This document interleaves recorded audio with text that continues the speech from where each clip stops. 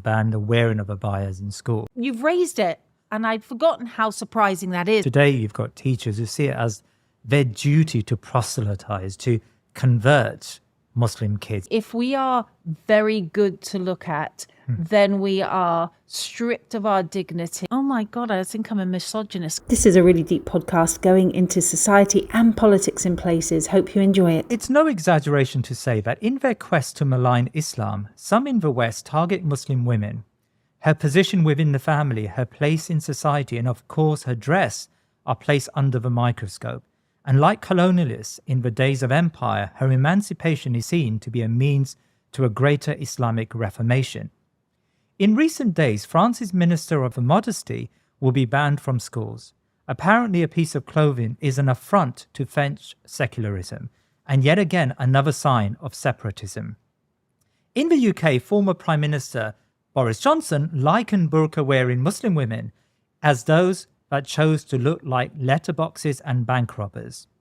Young Muslim women are subject to a barrage of what can only be called propaganda, traducing their religious dress and promising to liberate them from their religion.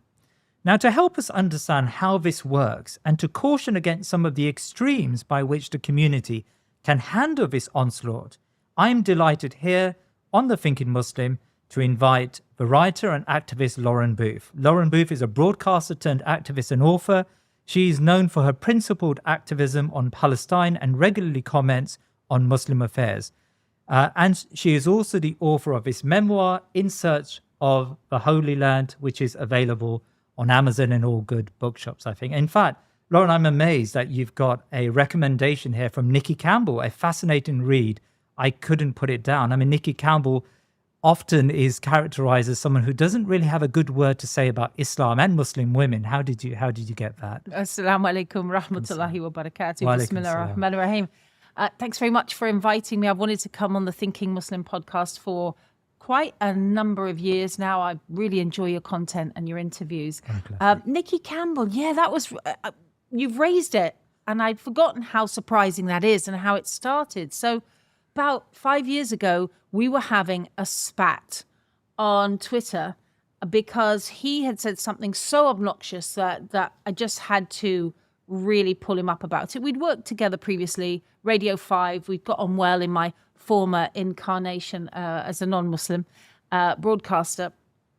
And what did he say? He said on Twitter, right? He said, it was about the burqa not being allowed in France. And it was, really, we knew that a ban towards hijab, ban towards the veil, all of these things were coming up in France. And he said, I would rather my 15-year-old daughter went mostly nude on a beach than she covered up like that. And I'm sure he used something looked like a letterbox, but it was really obnoxious. And so a lot of Muslims underneath had commented, and I just put out on my feed, look, that is out of order. It's a disgraceful thing to say. It's awful on your daughter.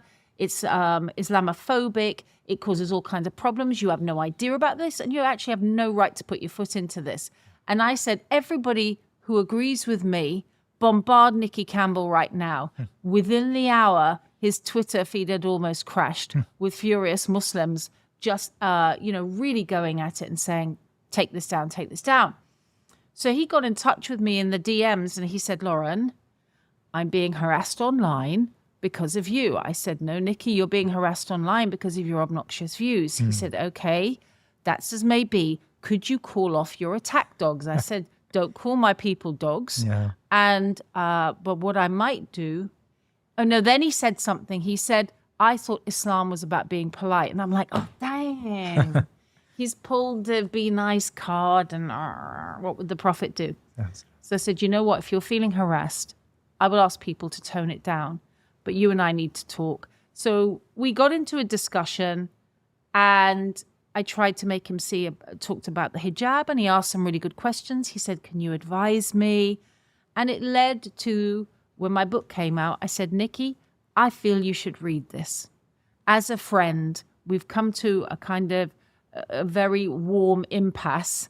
And I'd like to send it to you. And he read it and I said, he loved it. And I said, I'm going to use your review on the front. Is that okay? He said, Lauren, go for it. Wow. So it just shows that, People don't like to think of themselves. Nobody wakes up in the morning and goes, you know what, I'm really going to annoy people today. I'm really going to pour hatred out there. Not if they're in any way ethically, morally not bankrupt. And they have half a mind, for what words mean. They want to be talked around. So let's engage. That's my message. Now, I provocatively used the word onslaught against the Muslim women or against womanhood in my introduction. And I suspect many may dispute this as hyperbole. How do you assess the current discourse surrounding Muslim women? Well, I look at, first and foremost, we use our own experiences as jumping off points. And I know for certain that there are arenas where I am, and my views, legitimate, well-informed, journalistic views, have no space anymore because I dress as a Muslim. Really? Yeah. So I used to work part-time for the BBC. I used to do reports on Sky News. I mean, the newspaper reviews, etc. Yeah. And when I put on the hijab, that ended overnight. Wow. That's not a coincidence. And that is the experience, more importantly, Yeah. of women across Europe. Really? There is something that the European Union and the Parliament there in a report has accepted and acknowledged. It's called the triple bind. So if you're a Muslim woman in Europe, you've got your degree and you want to go into the workplace, you have these three factors against you. One, you're a woman anyway. Two, you're in hijab. And three, if you have a Muslim name. And that means that that's pretty much three strikes and you're out. And that is a real difficulty. It's a real prejudice. And that's what we've been facing for a long time. Recently, we're talking in a week where the French Ministry of Education has banned the abayas in schools, or banned the wearing of abayas in school. And that follows, a series of bans. The ban of the face veil in France and on streets is a fine for someone who wears a face veil. In fact, I remember they even passed a law which prohibited Muslim women from asking for a female doctor. Potentially, they would get a fine if they requested a female doctor. So there is this obsession, and of course in France there's a ban on the hijab as well in public buildings. So there is this obsession with women's dress in France and across Europe. What lies behind this obsession? You know what? I'm going to agree with that, but I'm actually going to extend it to a socially unwell society. Right. Because I was on a plane yesterday coming from Istanbul. We were waiting for our plane, actually. Everything had been backed up. And I got into a conversation with a woman who lives in France. And she said, and I was saying exactly what you're saying. What is this obsession with women's dress? She said, hey, it goes deeper than that. Her friend had taken her 6-year-old son to a swimming pool and he had long shorts on. Yeah. And they said, no, you can't come in. Wow. Why not? Because you have to wear Speedos. And she said, are you seriously saying that my 6-year-old should be in budgie smugglers? Yes. Don't even think about what that means. Yeah. And that's an obsession with a sexualization of the human body. Yeah. And a minimal amount of dress so that everybody is accessible to everyone else. So on the one hand, if you're if you're Muslim and you're living in France, you know it's about being Muslim. But if you're a French person who wants a different level of modesty, you also know that there is a catchment area where you are different from the rest of the society. So there's a sickness that really causes that society to focus on the Muslims there. But it goes deep into every arena. I mean, to me, France is a failed state. It's a failing culture. When you actually have to put a gun to a woman who is modestly dressed on a beach and tell her, take your clothes off, you've lost your mind. And when you're telling children, little boys, you can only wear a strip of material like this or not come swimming, you are really in an unhealthy situation. Now, the online space and generally popular culture is a very confusing place, I think, for Muslim girls or young Muslim women in particular. I've got a daughter, and I think that unlike maybe my son, she is impacted by a barrage of confusing messages about her Muslimness, about her hijab, about the obligations of wearing certain types of dress. And it just seems to me that there is this deliberate attempt to target Muslim girls in particular and to, dare I say, to try to make them move off the path of Islam. I mean, am I exaggerating this? What's your perspective on this matter? Can I ask how old your daughter is? She's now 20. So She's 20 now. Yeah. So she's made her decisions, but all of that time, probably from the age of about 8, she will have been really hyper aware of being different in the public space, Very different much. at school, Yeah. spoken about, not spoken to, Yeah. othered. All of those things are really dynamic and drive a lot of girls into saying, I can't do this. Most mothers of Muslim girls, say in the UK right now specifically, they will meet a point when one of their daughters will say to them in hijab, perhaps at 13, I don't know if I can do it tomorrow. I just want a day off. And at that point, you realize that society is social engineering the Muslim community by criminalizing the young men. There are more new laws in the last 20 years focusing on young Muslim men and Muslim areas to make men less successful, boys less successful. You know, Muslims are dire in education, and yet we can get 34. A 16-year-old Muslim girl got 34 GCSEs at A, and the young men, you know, don't worry about them, let them fail. The pots of gold that go to Birmingham are for secularized Muslim women's groups, by the way. Yeah. So you have that big draw. If I want to be successful, the Muslim women's groups that the government likes are all led by non-hijabi women and are not diverse. And we've been saying this for a long time. Come on, let us be represented even in our own communities. So I would say, actually, brother, it's gone so far into making us insecure that you're beginning to see workspaces run by Muslims. And I've had this specifically with a convert sister who was sacked. Or no, she was told by the Asian men she worked for, who are Muslims, don't wear black all the time. It really puts off the customers. She's a convert to Islam, trying to be modest in her way and learning her faith. Yes. Told by Muslim bosses, the way you look is putting off white customers. Right. I mean, where do you go with that? Right. And why? I mean, you're intimating that there is an atmosphere that has been deliberately created to shoehorn, to push Muslim women in a particular direction. I mean, can you speak to that? Why is this atmosphere being created? I think it's clearly an insecurity in our society about the strength of what our culture is. And when I say our, I say all of us as British people, right? You know, when you go abroad and you're like, well, what is Britishness? Yeah. This has been something the Conservatives have wanted to ask us for the last 20 years. What does it mean doing British? There's been lots of jokes about it.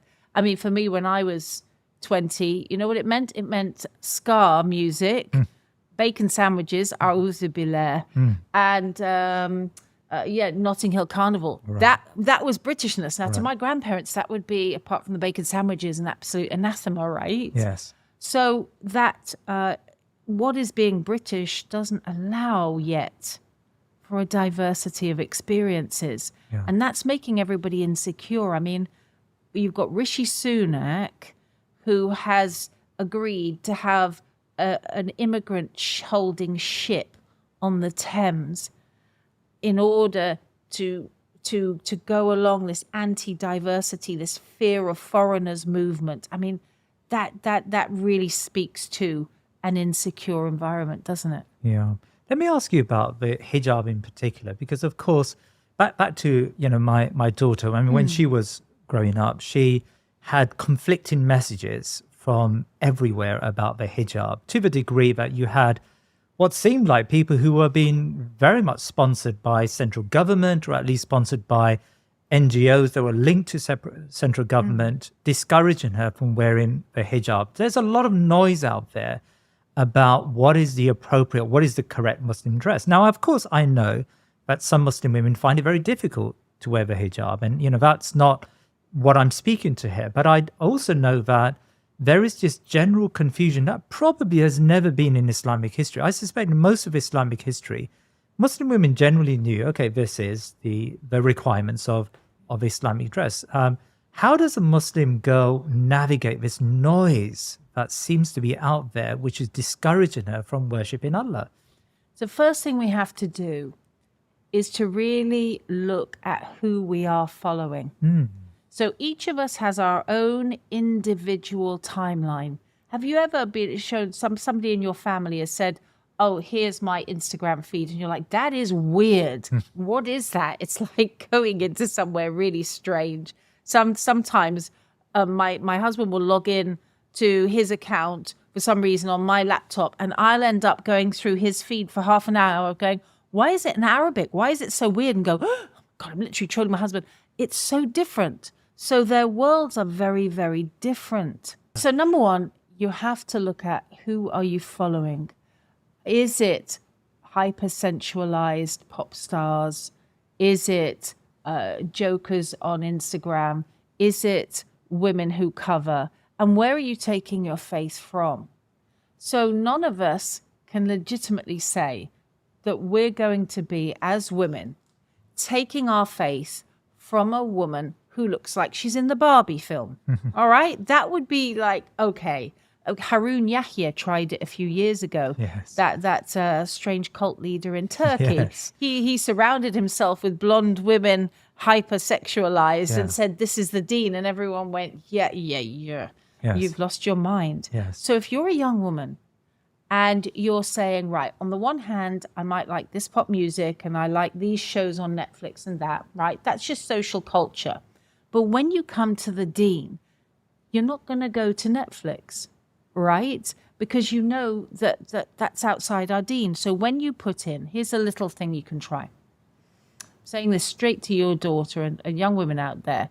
Put into Google, female Muslim scholar, not influencer, not celebrity or personality. Okay, we're talking about people who teach the actual deep and the basics, the building blocks of our Islamic deen. Yeah. None of them will be uncovered. Now, if these women know the prophetic model and the Quranic model of expectations, and they're paid and endorsed to teach this by the ummah, by the ulama, then surely that's enough for me. I'm a very simple person, I have to be honest. I don't need complexities. I do something simple like that, and I say, you know your deen, you're teaching me, and you're all covered, then that tells me all I need to know. Great. Yeah. That's a very, very good, sound piece of advice, I think.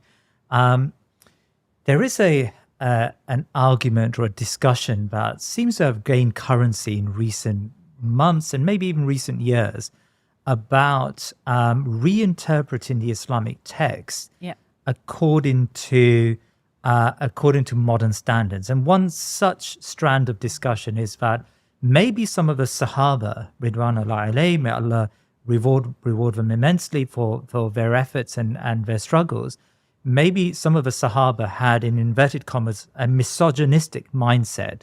And so when they conveyed hadith, they conveniently conveyed some hadith which would today be regarded as misogynistic. For example, I don't know, hadith that places, the man's responsibility to be at the head of the household, for example. Is that misogynistic or is that common sense? Well, so I would call that misogynistic. Actually. Yeah, I mean, so I remember there was a Twitter, and again, Twitter isn't the real world, and I think that's what you said in the previous answer. But in one Twitter discussion, there was some discussion about Abu Hurairah radiallahu anhu being someone who was, misogynistic in the sense that he conveyed some hadith which the particular person disliked. I mean, how would you address this sort of reinterpreting Islam from the modern lens? Look, the first thing to note is there has definitely been a deliberate collaboration of a certain type of hadith telling people how to behave in interpersonal relationships between men and women. And it's Salafi publishing.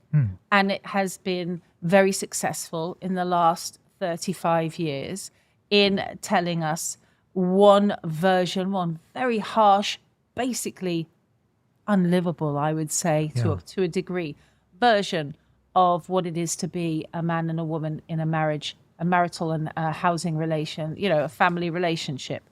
So there's been that editing. Most of us don't have the Arabic, the fiqh, the Sharia knowledge to delve into these matters. Who would I be right now to give my, even if I precede it with, in my humble opinion, on these very deep matters? I follow teachers, and each of us needs to find a teacher. And above all, our connection to Allah Ta'ala, our prayers, our salah, our dhikr, this is our connection to the truth of the deen. Going and doing some search and saying it's all rubbish because I've seen the light. I had a man come up to me, funnily enough. A lot happened in the last 2 days at Istanbul airport, apparently. He came up to me and he said, you're a convert to Islam. I know some truths about the Quran. And I said, I said, where are you from? He said, I'm Iraqi. I said, are you a sheikh? He said, well, it depends what you mean by sheikh. I said, well, a sheikh is someone who learnt from someone who learnt from someone who learnt from someone who learnt from the Prophet, peace be upon him. He said, I know more than them. I said, then you're very arrogant. Yes. He said, well, I'm walking away from this. I said, please do. Yes. Right? So I think we need humility, and I think we need guides. What do you think about the current... I know you live in Istanbul, and maybe you've been immune to what's been going on in the West in the last probably couple of years. And it's a discussion about womanhood, and it's discussion about gender, and it's discussion about trans women and their status in society. And again, that's one of the complexities that we've had to navigate around as Muslim parents, as just Muslims in this community. Like how, of course, we are minorities, and we have to somewhat navigate lots of complexities and challenges. And as you, I think, said in an earlier answer, it takes a lot of bandwidth to be a Muslim in the West. There's so much on the road, and you've got to just think about lots of things. But anyway, this issue about womanhood has come along, and it's a difficult subject to broach. I mean, how would you approach what's going on here in the West in recent years? You know what? First of all, I'd like to say I'm still a journalist, and I'm married to a journalist. So if only we were out of this awful, the stuff that you're hearing, the question being asked, what is a woman? And people saying, well, it's someone who thinks that they might be and can be, if they choose, would be to wear, no, not to wear, but, oh my goodness me. Yes. Adult female human is quite a simple answer to come to, really. We're looking at the erasure of women. There's no doubt about it. The erasure of women. The erasure of women. That's quite a hard statement. Explain that. What do you mean? Okay, well, I'm going to go back to the fact that, first of all, let's start with women who are aging. All right, I've worked in TV for 30 years now, and since the last 20 years, a host of TV presenters from the BBC have complained about this. Female presenters over the age of 40 saying, "Hang on, I was the head of 3 current affairs show. Suddenly, I was ditched," and the BBC has had to pay out record damages to a number of women because this society, not the Muslim society, but this secular society, judges women based on their appeal. I just got off a plane. How many times am I mentioning planes today? I think I'm still in the airport. Yeah. I was for our viewers, you were stuck in Istanbul airport for 2 days, was it? 2 days, yeah. SubhanAllah, yes. It obviously had an impact on me, but the way that women are used, if we are very good to look at, then we are stripped of our dignity and put on posters next to a water bottle going, "Buy this, it's pure," and it's filthy and it's horrible. And I had to look for 4 hours at this, and eventually I took it out. It was on the seat back, and just turned it round. And there was a man sitting next to me. I said, "Do you mind if I just take that out and turn it round?" Because I did not want to look at a naked woman. So we're very visual as women in British society and European society if we're attractive and near naked. If you're aging, you can feel already redundant, ignored. I live in Istanbul. The women there are increasingly having duck lips, terrible amounts of Botox. They're looking ill. And so, along with asking what is a woman, how should we look is an obsession to everybody in the society. Right. And so when we have the guts and the serenity and the sheer unbridled guts to say, I'm not showing you anything today. Oh, yeah. And you won't be seeing me tomorrow either. You're just going to get my face and what I say. That is such a powerful statement. Right. So your argument is that the hijab, in a way, it liberates women in a sense, but it makes them into less of a sex object, someone that should be admired for their beauty, and that's it, to someone who one needs to engage with on an intelligent level. But again, the counter argument to that by many in the West would be, well, where does that exist? I mean, you live in Istanbul. Are women in hijab treated, in that way, that idealistic way that you present? Well, hang on a second. I'll give you a couple of examples. I lived in Qatar in 2015, Yes. and the first time I went there, I remember being, you go to the airport, and there's the woman's line, and I was taken out by the soldier, and he goes, or the customs officer, he goes, oh, over here, madam. And there's nobody there, and I walk through like royalty, and I'm like, okay, and all the men are queuing over there. Yeah. And then I go shopping, and I have my bags picked up and carried to the car. And even now I went to Qatar for the World Cup, and my husband, who's a lovely man, by the way, he always complains that when we go to Qatar, I expect to be treated like a queen afterwards, because I see the women in the airport and they're just wafting along in black, and their husbands or their sons or other people are carrying things. And my husband, he carries most things, but I still carry something. And I'm like, take my bag, because it elevates us and gives us a break. There is a lot of beauty out there. Does this happen all the time in Turkey? No. But you know what? Hijabis have a superpower. Right. We have a superpower. I was told this by Albanian girls who don't wear hijab. They said, you know what? When we see you in the street, it's like you're gliding along, and it's like you're surrounded by light, and you have a superpower. And so, as a hijabi wearing woman, you have that extra meter of space. You're either beautifully invisible, because it's quite nice to be invisible in the street, or you're just, you're left alone. Men don't press against you. Men stay back a bit, and that's a nice experience. Because I've had the other one. Right. I've been the woman in the short. There was a BBC presenter who came to visit me after I accepted Islam. Yeah. She said, "I can't believe you're the same Lauren I met at the election party 8 years ago." I said, "Oh, whatever I said, I'm sorry." She said, "I would describe you as the woman with the biggest mouth in the shorter skirt." I went, "Yeah, that would have been me." Right? And no body space, no respect from the men. It's very different in hijab. Mashallah. It's a bonus. It's a bonus.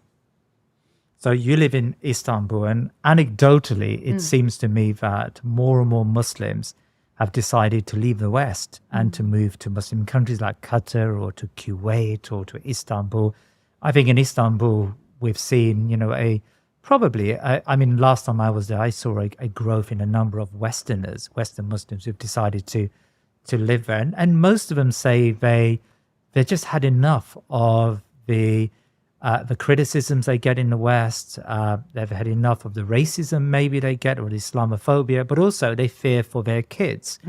It's now common for Muslims here to think about, if not moving to a different country, to think about pulling their kids out of school. I mean, where do you stand on this discussion about how intense it's become in education and just general society towards Muslims? You know what? It's really interesting. For 10 years, a friend of mine called Anisa, she's an educator, mashallah. She has been raising the alert, going, you don't know what's in the books. Really? She's been on these education groups that I'm on. She's like, mums, wake up. Ask to see the books on your kids' curriculum. What age? Not 11, not 10, 7 and 8. Ask to see them. And when you ask to see them, the teachers say you don't need to. Or now, increasingly, you can't see them in case you protest. Because it is such disgusting content in children's books at schools that they cannot show it on the news. The same nightly news that shows dead bodies and bombs falling and explosions and horrendous things going on cannot show the books that are being given to our 4 and 5-year-olds. This, interestingly, this is a sign of a failing society. There was a study done in 1936 by a British academic, and he found the same trigger points for each failed civilization that he studied. Really? Yes, rise in androgyny, not liberation of women, I forget the word, but it's basically no protection of the women, right? And the sexualization of society, a rise in homosexuality, all of these things are happening. It's a dire situation, and I totally understand Muslim families wanting to leave. It is. I thought about 10 years ago, actually, brother, that, and I still do, that if you really wanted to get the Muslims out of Europe, and you couldn't kill them like the French did with the Algerians just 30 years ago, and then threw their bodies, or 40 years ago, threw them in the Seine, a'udhu billah, that what you do is you just make it a little bit unlivable. Little bit unlivable. Let's say in France, you can't have halal meat at school. Why is that? No halal meat. You have to eat pork if you're at school, or go without.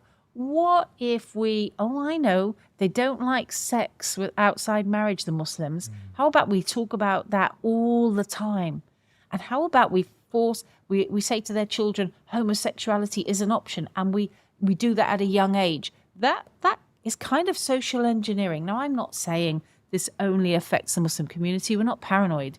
This is a devaluation of the human spirit across the spectrum.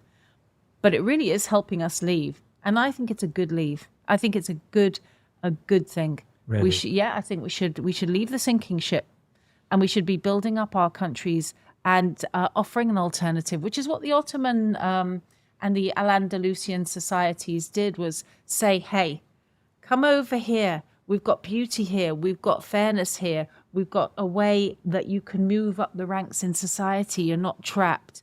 And for that reason, hundreds of thousands, millions perhaps of Christians came and lived in our Muslim communities, and the Jewish community thrived for centuries there.